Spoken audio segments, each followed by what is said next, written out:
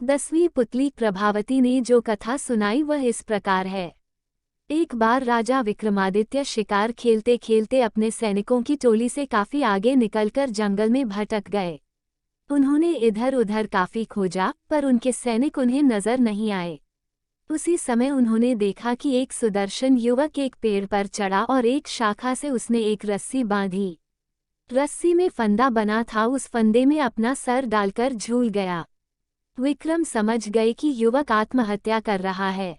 उन्होंने युवक को नीचे से सहारा देकर फंदा उसके गले से निकाला तथा उसे डांटा कि आत्महत्या न सिर्फ पाप और कायरता है, बल्कि अपराध भी है।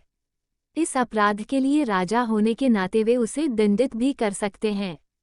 युवक उनकी रोबीली आवाज तथा वेशभूषा से ही समझ गया कि वे राजा है, इसलिए भयभीत हो गया। राजा ने उसकी गर्दन सहलाते हुए कहा कि वह एक स्वस्थ और बलशाली युवक है, फिर जीवन से निराश क्यों हो गया। अपनी मेहनत के बल पर वह आजीविका की तलाश कर सकता है।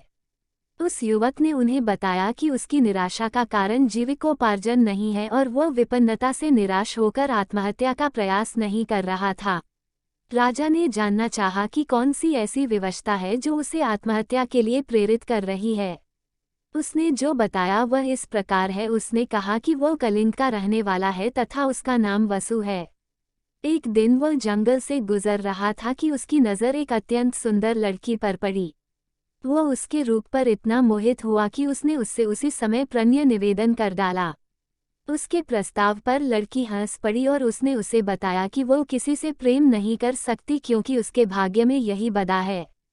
दरअसल वह एक अभागी राजकुमारी है जिसका जन्म ऐसे नक्षत्र में हुआ कि उसका पिता ही उसे कभी नहीं देख सकता। अगर उसके पिता ने उसे देखा तो तत्क्षण उसकी मृत्यु हो जाएगी।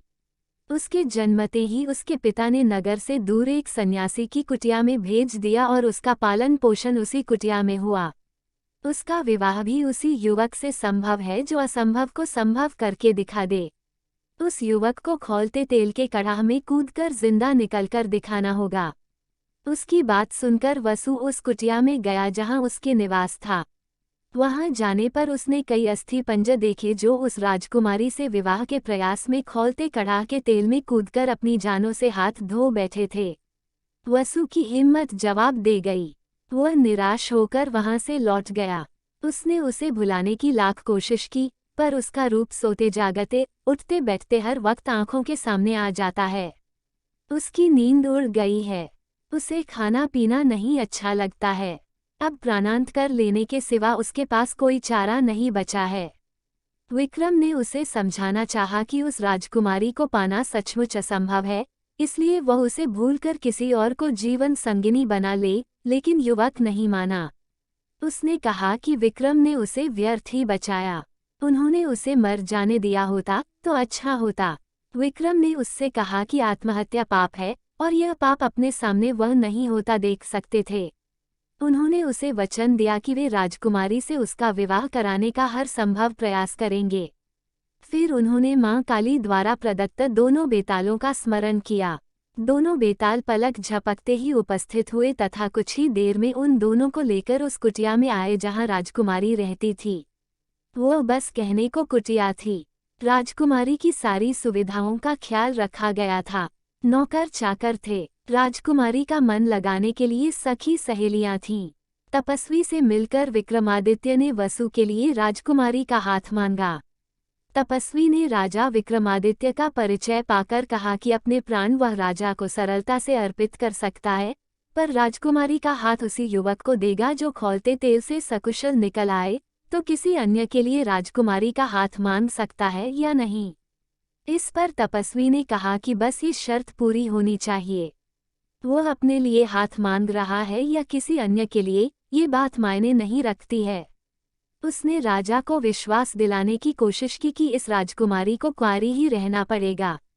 जब विक्रम ने उसे बताया कि वे खुद ही इस युवक के हेतु कड़ाह में कूदने को तैयार हैं तो तपस्वी का मुंह विस्मय से खुला रहा गया। वे बात ही कर रहे थे कि राजकुमारी अपनी सहेलियों के साथ वहां आई। वह सचमुच अप्सराओं से भी ज्यादा सुंदर थी।